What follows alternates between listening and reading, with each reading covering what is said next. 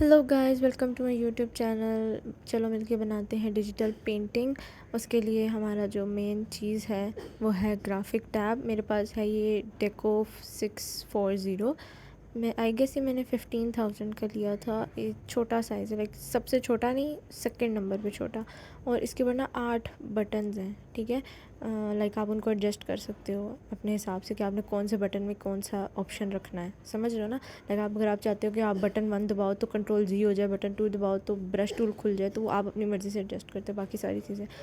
अच्छा खैर, इसमें ग्राफिक टैब है, उसके अलावा एक वायर है अटैच करने के लिए आपके लैपटॉप के साथ, या आप अपने लैपटॉप के साथ अटैच करोगे, सॉफ्टवेयर इंस्टॉल करोगे और बस आपका ये कनेक्ट हो जाएगा आपके सॉफ्टवेयर के साथ, और आपके कंप्यूटर में चलने लग जाएगा, लाइक आपके लैपटॉप में, सॉरी।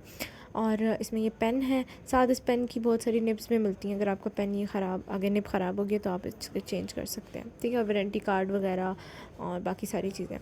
तो ये है हमारा एक ज़रूरी हथियार जो कि बहुत इंपॉर्टेंट है डिजिटल पेंटिंग बनाने के लिए। नेक्स्ट चीज़ जो है वो ये है कि हम बना क्या रहे हैं। हम एक पोर्ट्रेट बना रहे हैं, ठीक है। अब पोर्ट्रेट को हमने बनाना है क्यूबिज़म आर्ट स्टाइल में, सही है। ये मेरा फाइनल टर्म प्रोजेक्ट है, जिसमें मुझे एक पोर्ट्रेट को क्यूबिज़म आर्ट स्टाइल में डिजिटली बनाना है। उसके लिए हम थोड़ा सा सोचेंगे, अपना दिमाग भी इस्तेमाल करेंगे, चैट जीपीटी से पूछेंगे और पिंटरेस्ट से भी ढूंढेंगे कि हम इसको कैसे बनाएं। पहले तो हमें पढ़ना पड़ेगा क्यूबिज़म आर्ट स्टाइल होता क्या है, देखना पड़ेगा, समझना पड़ेगा। फिर उसके बाद हम अगले स्टेप पे जाएंगे कि इसको डिजिटली कैसे बनाना है, लाइक वो ब्रश स्ट्रोक्स हम डिजिटली कैसे करेंगे।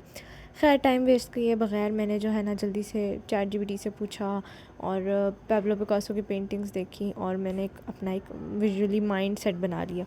अपनी पिक्चर निकाली और उसको ना मैंने बेसिक शेप्स में ट्रेस करना शुरू कर दिया। ये बहुत सिंपल है, लाइक आपने पिक्चर में देखना है कि लाइट और शेडो कहाँ है, और उसमें एक उनके बीच में एक शार्प लाइन लगा दो कि इस तरफ लाइट है, इस तरफ शेडो है, और लाइट वाली तरफ लाइट कलर्स यूज़ करो और शेडो वाली तरफ डार्क कलर्स यूज़ करो, और वो खुद ही एक बन जाता है। तो मुझे जैसे जैसे समझ आ रही थी ना, मैं उसको शेप्स में कन्वर्ट करती गई। लेकिन यहाँ ये प्रॉब्लम आई थी कि जब मैं इसका फेस और बाल बना के नीचे शोल्डर वाली तरफ आई ना, तो वहाँ पे शोल्डर पे दुपट्टा ड्रेप हुआ था, और दुपट्टा ड्रेप में इतनी ज़्यादा वो बल होते हैं और सिलवटें होती हैं, फैब्रिक फोल्ड होता है, तो वो वैसे ही मुश्किल है उसको ऊपर से शेप्स में कन्वर्ट करना, बिल्कुल भी मुझे समझ नहीं आ रहा था। और जब मुझसे नहीं समझ आया तो मैंने फिर इसको यहीं छोड़ा और मैंने कहा कि कोई और स्केच बना लेती हूँ जिसमें उसके शोल्डर पे दुपट्टा ड्रेप ना हो, लाइक सिंपल हो। फिर मैंने एक और स्केच पे काम शुरू किया और ये वो स्केच है। अब स्केच 2 जब पूरा बन गया तो फिर मुझे रियलाइज़ हुआ कि इस स्केच में तो हेड बड़ा है और बॉडी छोटी है। तो अब मुझे समझ ना आया कि मैं क्या करूँ, मैं स्केच नंबर 2 पे रहूँ, स्केच नंबर 1 पे जाऊँ। फिर मैंने कहा चलो स्केच नंबर 2 को थोड़ा सा एडजस्ट कर लेते हैं, लाइक उसकी बॉडी शोल्डर से थोड़ी सी हम बड़ी कर देते हैं तो वो एडजस्ट हो जाएगा, मुझे इजी लग रहा था। तो फिर मैंने उसकी बॉडी को सही किया और फिर मैंने इसके ऊपर कलर स्टार्ट कर दिया। अब कलर का ये सीन है कि या तो आप कलर स्टडी करो या फिर आप ये करो कि एक पिक्चर ले लो, उसके कलर्स आप उठा सकते हो, ठीक है। ये हमें ग्राफिक डिज़ाइन की मैम ने कहा था कि आपको किसी भी पोस्टर का कलर स्कीम पसंद आई है तो आप अपने पोस्टर में उसकी कलर स्कीम उठा सकते हो। तो मैंने एक पिक्चर साइड पे रखी और उसके कलर्स, जो उसके डार्क कलर्स थे वो अपने शेडो वाले एरिया में यूज़ करती थी, और जो उसके लाइट कलर्स थे वो अपने लाइट वाले एरिया में यूज़ करती थी। यहाँ तक सिचुएशन कुछ यूँ है कि मैं ऑलमोस्ट सारे कलर कर चुकी थी। नीट नहीं ये थे, मैंने सिर्फ फिल किए थे शेप्स में। अभी मैंने इनको आउटलाइन देनी थी तो इसलिए मैंने गंदे गंदे फिल किए। तो मैंने इनको मोस्टली फिल कर दिए थे, बस थोड़ा सा नीचे से हाथ वाला पार्ट रह गया था और मैं बहुत ज़्यादा थक गई थी। तो मैंने इसको थोड़ी देर के लिए बंद किया और मैंने ना अपना पिछला वाला पोर्ट्रेट खोला जो कि जिसमें दुपट्टा ड्रेप नहीं बन रहा था। और वैसे ही मैं उसको देख रही हूँ और पता नहीं कहाँ से मुझे ख्याल आया कि मैं एक्चुअल पिक्चर नीचे रख के ऊपर ट्रेस भी तो कर सकती हूँ दुपट्टा ड्रेप, वो ज़्यादा इजी होगा। तो फिर ना मैंने एक्चुअल पिक्चर रखी और उसके ऊपर मैंने लाइट और शेडो से उसको ट्रेस करना शुरू किया और वो अच्छा हो गया था, लाइक उसमें बन गए थे। लेकिन अब प्रॉब्लम ये थी कि स्केच नंबर 1 चलो मेरा कंप्लीट हो गया, लेकिन स्केच नंबर 2 पे तो मैं कलर भी कर चुकी हूँ, तो अब मैं क्या करूँ। तो मैंने कहा चलो यार स्केच नंबर 2 ही करते हैं, मोस्टली काम तो हो गया, वैसे ही टाइम थोड़ा है।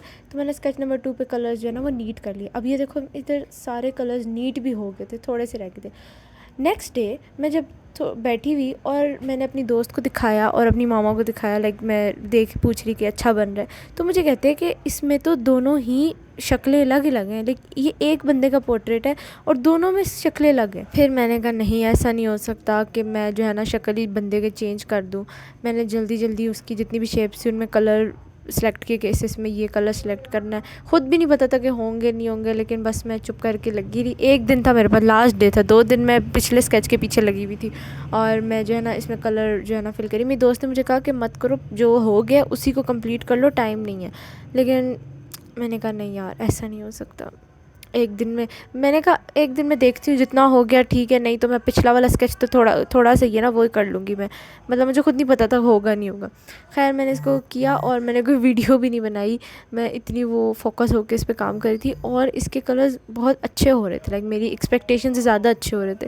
पिछले वाले जो पोर्ट्रेट थे उसके कलर मैंने किसी पिक्चर से चोरी करके लगाए थे, लेकिन वो इतने अच्छे नहीं उठ रहे थे जितने इसके कलर जो खुद से मैंने किए वो ज़्यादा अच्छे लग रहे थे। इसके कपड़ों और दुपट्टे मैंने मल्टीपल कलर्स किए थे और बालों में मैंने सारे ब्लू के शेड यूज़ किए थे। और अब फेस रह गया है, फेस में मैंने सारा स्किन टोन यूज़ की थी, ऑब्वियस सी बात है। और लास्ट में मैंने इसकी सारी शेप्स की आउटलाइन बनाई नीट करने के लिए सबसे ऊपर वाली लेयर पे। और ये सबसे मुश्किल काम था, ये लाइनें सीधी नहीं बन रही थी। लाइक मुझे लगा था ये सीधी बन जाएंगी, पर मैंने स्केल से भी, मेरा दिल कहता मैं स्केल से लगाऊँ, मैंने ग्राफिक टैब पे स्केल रख के लगाने की कोशिश की पर नहीं फिगर आउट होता।